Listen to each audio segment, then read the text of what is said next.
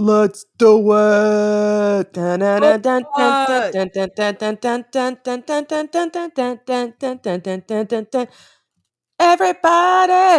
I don't know. I feel like there were like 4 songs you tried to put into that, and that's a feat. So I want to congratulate you on that. That was a medley. That was very much of a medley. I couldn't tell you what songs they were, but it was a medley, and they Well, exist. I know Shots at the end of it. That's all I got there. That's true. Everybody was definitely from Shots. And then the other song, I can't remember, whatever. Anyway, hi guys. Welcome back to Simply Amazing, the best #1 Nightcrawler podcast that now has cute shirts based on the stuff we say. Yes! And I just want to say, Lisa, thank you for doing that, because y'all listening to this, listen. She is so talented, and she thinks of these things and doesn't even tell me. And then she just makes these great things and is like, here, everyone. So I find out about these things just when you guys do. And it's amazing. Like, I am not being sarcastic. I completely mean that. She hits it every time. Like, Lisa, you are the queen of merch. Oh, thank you so much. I have fun doing it. Typically, I'm just like, not sleeping, so I just make something. That's typically what I do. So that's when inspiration hits. We are going to be talking today about Exiles issues 7 and 8, because why not? I love Exiles, and I'm forcing Lauren to. You know, it's not much of a force. Like, I'm not being held at gunpoint. It's more just like, you've got your homework, didn't you? And I'm like, yeah. And you're like, great, get in here. And then you just lock me in a room with Exiles. Yeah, that sounds like a fantasy, and we should probably talk about that off air. But what is happening? I don't do drugs, anyway, guys. I swear, I don't do them. Speaking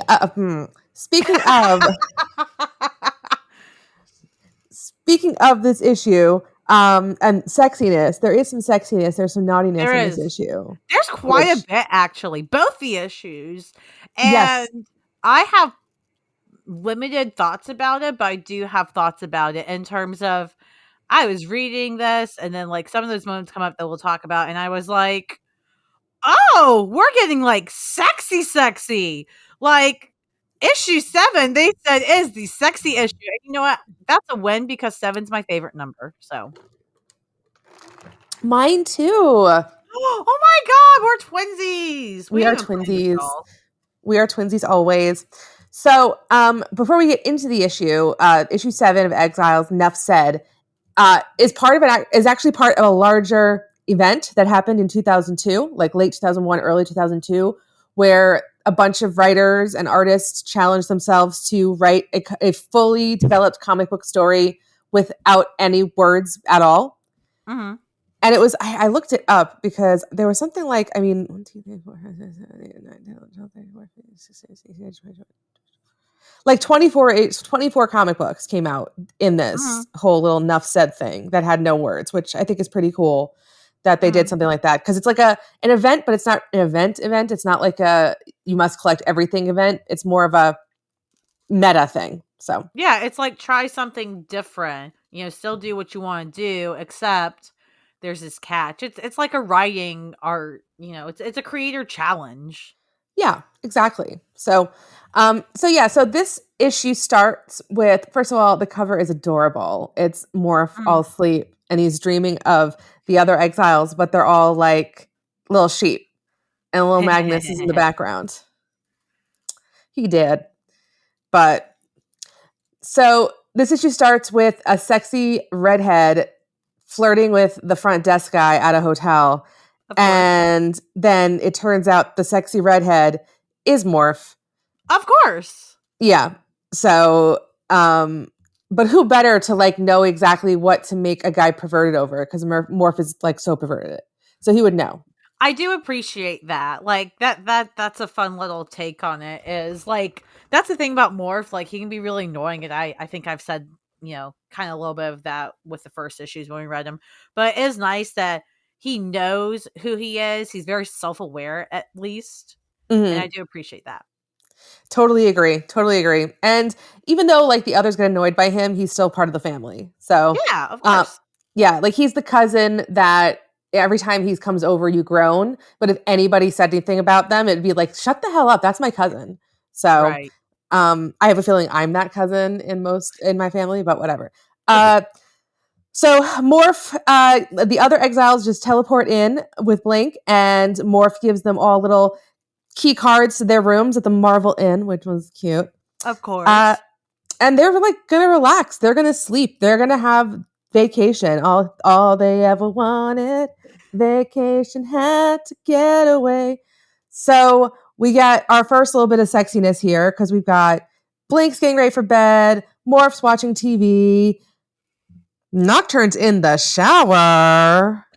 Listen, Nocturne is really sexy. And if you don't think so, this issue will change your mind, or at bare minimum, even if she's not attractive to you specifically, you will at least understand how she's attractive to others. Like, it's just, it is so in your face, which I think, I don't know if that was on purpose. That's the thing. Like, I actually wanted to ask you about that, Lisa. Like, with her portrayal of, this kind of this sensuality and sexiness right off the bat here, is do you think that has any relation to the fact that Kurt's her dad, and the fact that there's so much sensuality and stuff built into his character, and that even though she's her own character, that you know it Oh, it can be familiar, that sensuality and that charm. It's like, I don't know, like, so where, and if not, where did that come from? Where do you think they were like, this is essential to our character, throw it in there? Okay, so it's really interesting that you bring this up because I had thoughts as well that I was going to talk about that are in the similar vein. And I think it's a combination of a couple things that you're talking about, but also several other things. So, first of all, I mean, here's the thing. Nightcrawler is like the X-Man with the most shower scenes, so of course his daughter is taking the mantle. I mean, there you go, right? Um, and also like I look at Nocturne as like she's she's Kurt, but without the Catholic guilt. Yes. Because, Ooh. Ooh, you you just know, painted a pretty image in my head of Kurt. but, Anyways, but, continue. but, but, like what I mean by that is like she was definitely raised in a much more like sexually open kind of environment. Um, and, but the other side of it is the Miley Cyrus syndrome of it, which Mm, is like this actually comes up later when there's this comes up a little bit later, and it's like that idea of rebellion where it's like you're seen as a child for a certain amount of time and then you just go super hard in the other direction to be like mhm. clear to the people around you that I am an adult and I should be treated as an adult.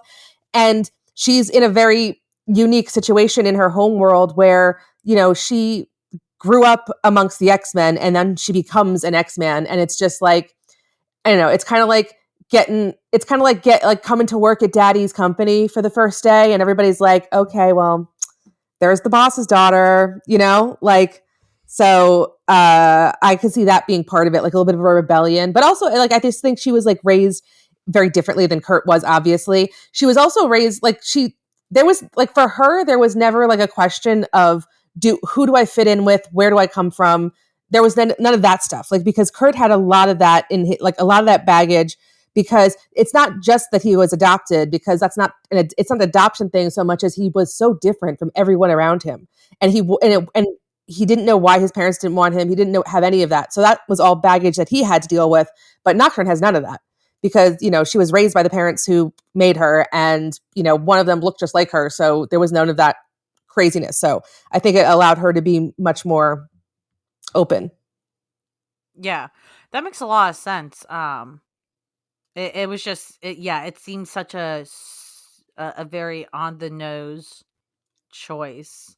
I also wonder if it has anything to do with, like, because so she is very, kind of centralized, sexualized, and so is Blink at multiple points, and I wonder if that's because, I'm trying to find the right way to, ask this or state it without sounding judgmental or weird, because that's not my goal here. But like, because they look alien, even though they're mutants, which are technically forms of humans. They have different colored skin than average humans do, right? You got the blue and the pink, and the tail, and I don't know, like that. I'm just kind of like, it seemed very specific, not only Nocturne, which makes a lot of sense to what you're saying, and makes sense to me, but Blink as well. Like what makes Blink also another choice for her individually?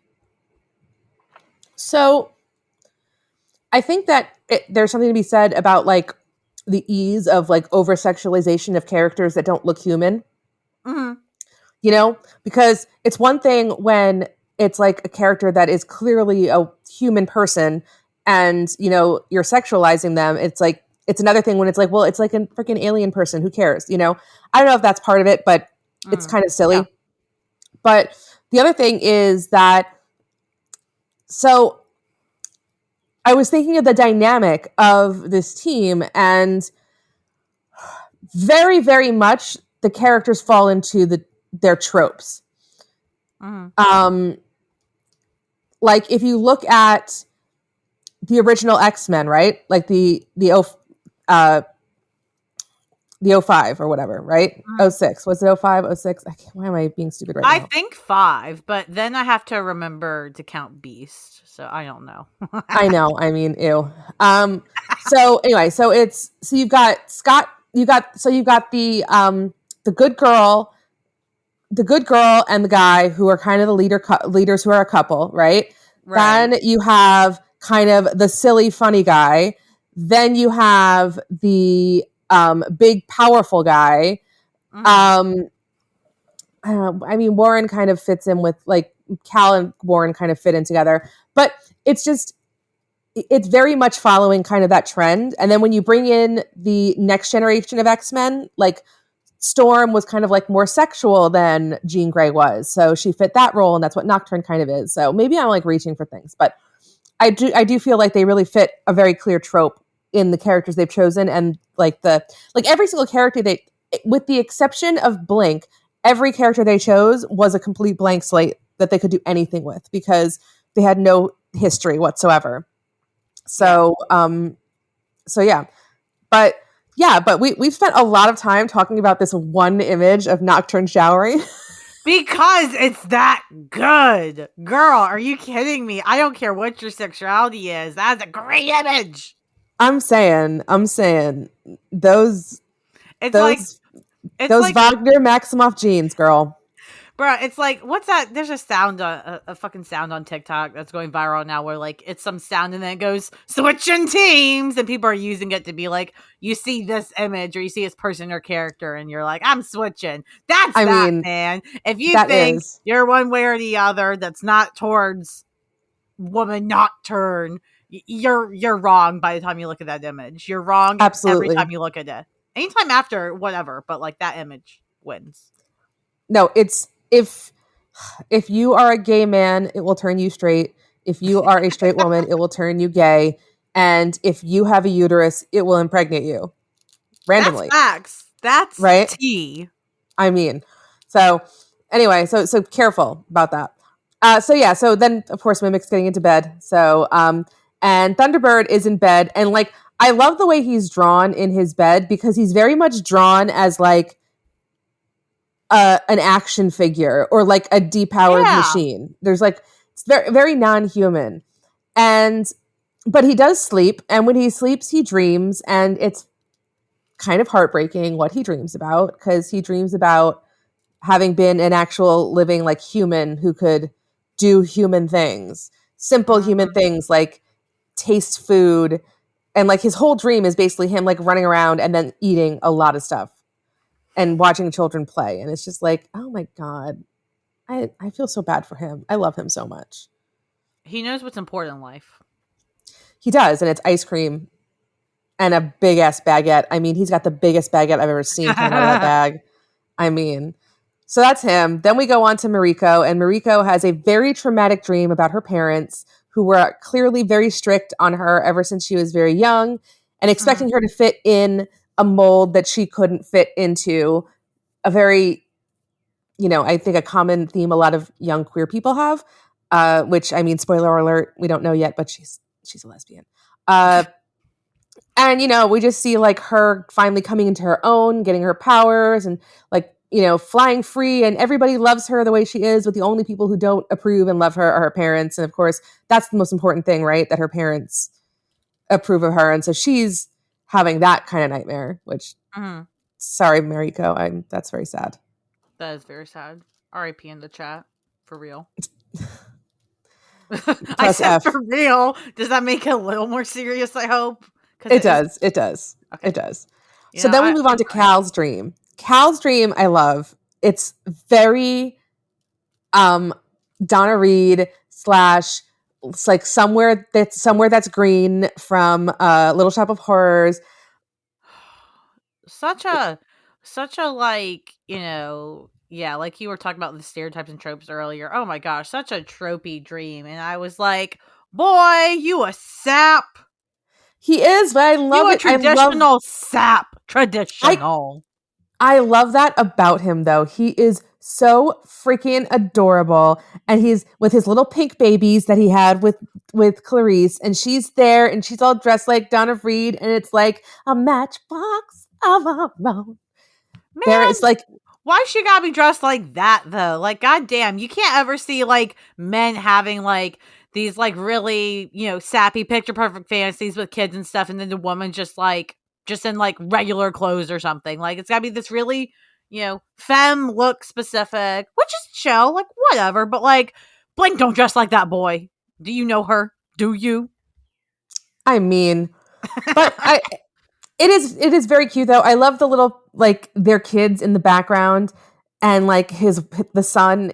I'm assuming it's a son. I don't know, but he's like doing the little Wolverine claws because they've got Meg powers and they've got Blink powers. I mean, it's just very cute. It is. Adorbs. Maybe that kid knew Laura from another timeline or verse or something. You just don't know. Yeah, maybe that's adorbs. But yeah, then he actually wakes up.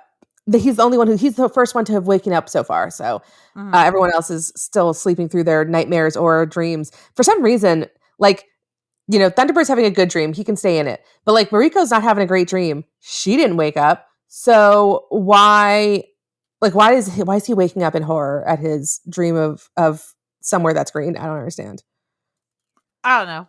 I think, because I mean, before this, like, correct me if I'm wrong, but I don't recall any huge, like, by the way, him and Blink are like really, really like, they are like gonna be a huge thing yet. Like, I think there might have been a couple of hints, but I don't know. That's what I read it as him being like, oh shit, I like her that much. What the fuck? Why is my brain doing this to me? Okay, I actually really like that read, and I think you're probably right that he was just like hit with that realization, especially because of what comes later on in the issue.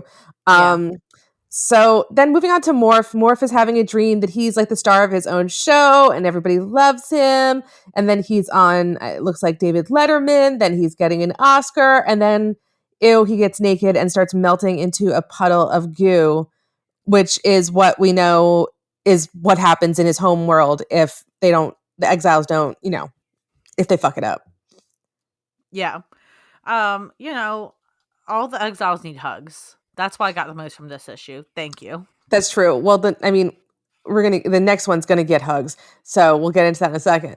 But yeah, so he's the puddle of goo that unfortunately has to live on Henry McCoy's desk. I mean, could you at least put him on a better desk? I mean, Jesus, like, it's already a terrible enough life, and then that on top of it, what the world? I know, it's just. Now, speaking of hugs, we go to Nocturne, who is sleeping very scantily clad. I mean, what the hell? Like, talk about fantasies. Like, what am I supposed to do? Anyways. I mean, like, she's literally wearing so little clothing, it doesn't matter. Like, she could just be naked, but I think she's wearing just enough clothing to have something to take off. Yeah, like, it's there, but like... Yeah, it won't even take like 2 seconds, you know what I mean? No. Like, well, it doesn't take 2 seconds because guess who shows up? Oh my God. It's James. James shows up. And they start to fucking immediately. But it's weird because like she's dreaming of James, but also Thunderbird is there. And so here's the thing that I think is actually happening here, because this is what I get confused with, is I think we're seeing two different things. I think that she's dreaming about fucking James, but then she goes and fucks Thunderbird. See, yeah, that's what I read as. I was actually gonna ask you because I didn't know if you like knew the correct interpretation or whatever. But that's why, or I read it as like maybe she was dreaming about James, right? And she wakes up and then she ends up sleeping with Thunderbird, which is kind of fucked up. And I listen, it's fucked up, and I still kind of appreciate that because here's the thing: the whole point of the Exile story here and everything is that everything's fucked up. It's realistic, it's painful, it's messy, and that's exactly what that is there. Like it's and I think that's also it's natural for grief too, and it doesn't completely make sense, but that's grief for you. It doesn't make sense. It's a weird way of grieving for her and also moving on at the same time. Like I could go off all on that all day. Yeah, I think also it's falling into some very tropes of the time, which is like Mhm. the friends thing. If you're gonna have a Rachel and Ross, you've got Yeah. to have a Monica and Chandler, you know? Mhm. And then there's also Phoebe and Joey over here. Phoebe's the weird one and Joey's the other one. Like, I mean, it's just it's it's very that dynamic. But yeah, like her and Thunderbird like get it on. I mean, and it's very like I mean, yeah, I mean that's the thing. Like, there's no words in this, and like you don't need words. Like, I no. think too, like this issue was. I actually had to read this issue 2 or 3 times because the first time I read it, I was like, I was going through my app. I was like, is the app glitching? Like, is this? 'Cause I didn't know anything about the Nuff said things. I was like, where are the words? And then I read it through once. I was like, oh, there weren't words. All right, cool. So I had to read it again. And I think with stuff like that, it's very hard to tell. You still can do a great job and tell a story without words. Like this proves that. I'm sure other comics that came out for the thing proved it, and other issues in general have. But it is so much easier and it's so much more powerful to show like physicality, whether it's fighting, whether it's intimacy, what have you. It's so much more powerful to show that stuff without words. I actually really like that here because the intimacy we see on these pages in this issue between them with Blink and Cal and stuff, I was like, this stuff I read completely perfectly, like with no words. I completely understood that. But the other stuff where they're like kind of actually telling that story and like some of the other dreams, I couldn't completely put it together, if that makes any sense. Not that it wasn't not done well. That's the thing. It's the artist did a great job. The writing was great for this, in terms of writing what to put on the page and such and what the Yeah. story is. But like I just couldn't get as well as the other stuff. So I think it's good to know that as well with comics. Yes, you can tell a story without words completely and all that, and that's great. And it's also kind of more powerful in some ways to be able to know exactly what moments are more powerful with and without words. So I Yeah, no, really I totally agree. I just keep going back over this scene because I'm starting to think that all of it's a dream. mhm. Only because that room that they're in where they're getting down, it doesn't look like the other rooms, other hotel rooms or anything else. It's I don't know. But you know what, whatever. They do end up fucking, just spoiler alert. They do end up fucking. So, If you didn't get that from anything I said or Lisa said, there is fucking, and it's like watching like a 2000s rom-com. Like you oh, don't see any like genitalia or anything, but you see basically everything but that in terms of like it's like, wow, this is a private moment. Why am I still looking? Like I mean, it's very well done. Nocturne is like spread eagle, and the reason you can't see anything is because John's arm is just in the right spot. Which Anyway, is rude. I mean, Hashtag move the arm. No, I'm kidding. moving on to the final dream that we have here, and that's Blink.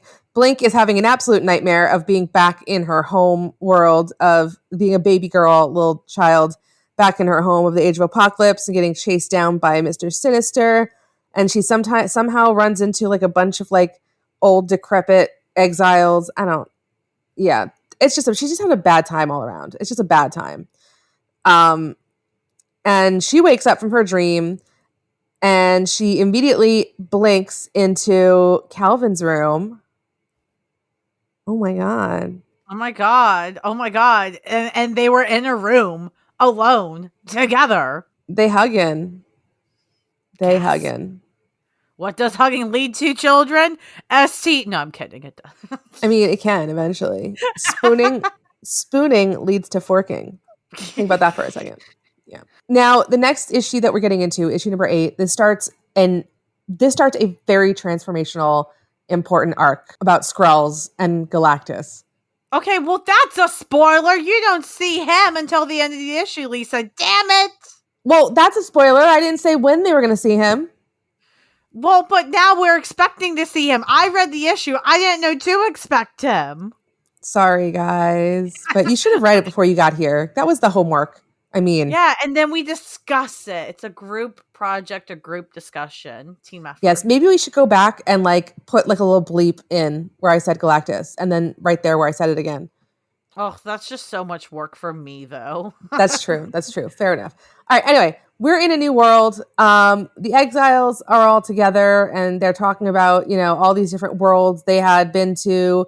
They'd been to the Savage Land. They worked for President Tony Stark. They were in Gamma Radiation World. Just like lots of ones. The Antelope one was really weird. Those weird Antelope guys. But yeah, they'd been to a lot of places. They'd seen a lot of faces, and they'd become much closer. And we see that Blink and Mimic are getting it busy. Yeah, they're busy. But just as they're getting busy, they land on Skrull Planet. That's really unfortunate. That's shit luck. It was pretty unfortunate. So basically, we're like thrown into an arena with Nocturne, and she is beating the shit out of Marrow.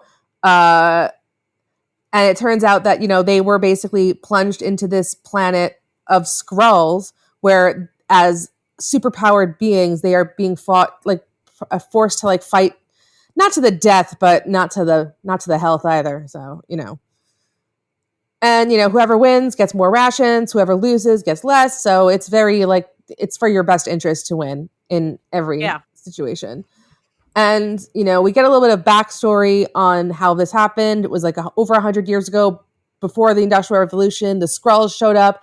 They took over everything because humans.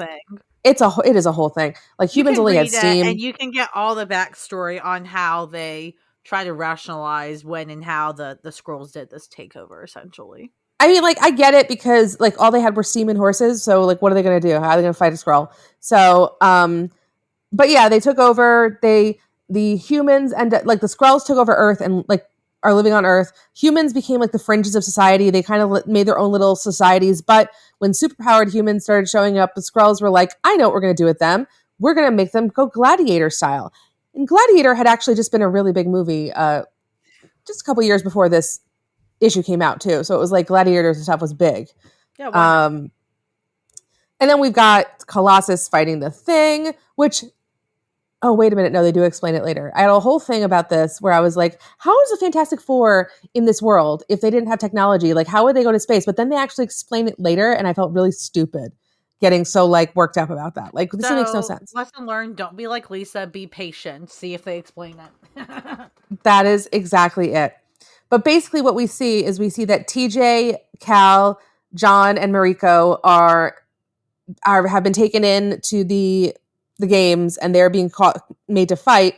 Meanwhile, we have Blink and Morph are on the outside trying to find a way in, trying to save their friends. And the way they're trying to do it right now is Morph is pretending to be a Skrull who's bringing Blink into the games. And of course, they get caught because he's a mutant and they can just detect it with their little mutant detector. And so that's like, well, scratch that. I guess we're going to run back to, the woods and figure out something later. But in there's a guy who's watching them. We don't know who he is yet, but we'll find out soon. And then we got, Thunderbird is, beating the crap out of Strong Guy. And he goes all bestial to do it. And the crowd loves it. And they're just, everybody's just like sad. Like everybody's just like, oh, we have to survive. And it's like, yes, you have to survive. Mariko is like, Nocturne, something weird is going on with Nocturne. She's being all squirrely. I don't know what her deal is. And Cal's like, all right, well, we're going to figure this out, I guess. I don't know. And meanwhile, Morph and Blink are ambushed by Sam Wilson. Mm-hmm. Yep, that's who our creepy guy was, Sam Wilson. So I apologize, Sam, but also stop being creepy, my dude. creeped in America. That's so mean. We can't say that. If that reaches Twitter and it hits the masses, Lisa, no, he is not. We love you, Sam. I'm so sorry. All right, well, this is like there's just so much supposition. There's so much just being set up. So we're just gonna like fly through a lot of this. But basically, like they keep fighting, and Sam Wilson is like, I know a guy who knows a guy who's gonna help you get your friends out. So follow me. Meanwhile, while they're doing that, we've got two Skrulls sitting up in space somewhere talking about like they're going to go on vacation soon. Should they go to Earth or not? And while they're doing that, all of a sudden this crazy meteor shower shows up, but it's not a meteor shower. Lauren, what is it, Lauren? Can you tell the people who has shown up at this moment? Oh, yeah. It's one of my favorite villains. Well, his herald, who I don't remember the name of his current herald at this time, to be fair. But one of his heralds is there. And if you're like, oh, herald, yes, Galactus is coming. And his current herald is there to have Earth prepared for Galactus to nom nom. Yeah, he's going to nom nom the shit out of Earth. And, he's they like, killed ooh, the Phoenix Force isn't here? Dibs. Yep. And they killed these Skrulls on the way, like an amuse-bouche, just a little like, nom, nom, nom, nom, nom. But meanwhile, we've got Sam Wilson talking about how the Fantastic Four happened, like an idiot that I was so angry about in the beginning because I hadn't read enough. And yeah, it turns out that like some smart guys stole a ship and flew up into space, and that's how they got attacked by the radiation, whatever, and they got returned back. And Sam's like, I got a guy. He's going to help. He's here for you. And it is Reed Richards. Of course it is. He finds a way to show up in everything. Ugh. He does find a way. Fine, he always finds a way. And that is the end of issue 8. And we've got 2 more issues of this beautiful new arc that just started, which gets really heavy. I'm very excited about it. I'm very excited to see the team, I'm assuming eventually they get free somehow. Somebody might die. I don't know, obviously. But I'm looking forward to seeing the team reunite and all get to be kind of the same area interacting. Because I think that's the thing I miss the most in the 8th issue, at least. And I mean, even the 7th, because the 7th was like, they were all dreaming and shit. Okay, I want you to give me your, who do you think is most likely to die? Who do you think is most likely to survive? Like you're like, this person is almost certainly going to die and this person is definitely not going to die. Okay, well, based on what I know, Nocturne doesn't die. Thunderbird won't die. Well, wait, he might actually. I don't remember the timeline. Maybe. I don't know about that one. Blink, I don't think will. Mariko might. I don't know. But she also hasn't kind of been there, which is also why I kind of think they might kill her, which is sad. And I know, it sucks. She's great. Yeah, but they haven't used her a lot, so that's kind of why I'm like, well, they might see her as expendable, which is Morph, maybe, but also I feel like he would have more lead up to his death. I mean, they could lead it up to it more still, but okay. So you think Thunderbird is on the docket of possibility because I remember you said to me before something happens to him and we read an issue, I think that kind of hinted at that, if I'm not mistaken. So it might be him. Ha. But it's also kind of early. So I don't know. We'll I remember we read, what was it, like issue 18, 16 or 18? So yeah. I don't know how close it happens to then, but. All right. Well, there you go. Lock it in. We've got our guesses. So we'll find out. Watch me be completely wrong next week on Simply Amazing, where Lauren is simply amazingly wrong often. Thank you. But at least you're simply amazing at something. This is true. It's not something completely terrible. It's just lame. No, yeah. Anyway, guys, thanks for coming back and listening to us jabber on about Exiles, my favorite comic, and quickly becoming Lauren's favorite comic as well. I mean, Supergirl who? How dare you? How dare you? I never say Nocturne who? Ugh, Lisa. Jesus Christ. You just did. Yeah, but that was me saying it to prove how I never say it. Oh So my that god, obviously makes it better. I could Teresa Giudice you to filth right now, but I'm not going Oh, to. oh my gosh. Anyway, I'm just gonna wear all Supergirl gear next time we record. I swear to God. oh my god, I look forward to it. I can't wait. That's what I'm trying to make happen. Oh my god, look at this bruise I have. Where'd that bruise come from? I was not gonna ask about it. I was being polite, but I was curious. I was like, I don't know if that's normally there or not. Well, I live alone with my dog, but maybe she beats me in the night and I don't know about it. She's too sweet. Daisy May would never. How dare you speak of her that way? That is true. Daisy May would never. She is the sweetest thing in the world, and I love her so much. Anyway, yeah. Thanks everybody for coming and listening again. If you want more of either one of us, we've got other stuff going on too. Lauren, tell them about everything that you got going on. Not too much. Just trying to stay alive. You know, that's important. I do the YouTube channel, Your Friendly Neighborhood Comic Show still. I'm still waiting for Kurt to be in the neighborhood. We have a school named after him, as you know, voted by others. But apparently we don't have him there. So, you know, come join the Discord, come join the club. Let us know who Kurt, what role he should be in the neighborhood, because I would really like him there. And I do other stuff. You know, you can see anything else I do on my own Twitter, at friendly mbhdbi, if you want to, you know, envelop yourself in chaos. Love it. Love it. There you go.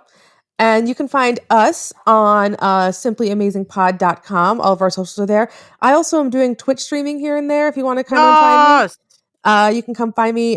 Just come find me on Twitter, and you'll find my Twitch links and everything like that. But yeah, you can come find us on Twitter, or find all our socials at simplyamazingpod.com. It's got our Twitter, it's got our Facebook, it's got all that goodness, all that gracious, all that beauteousness that we have that are the socials of the networks.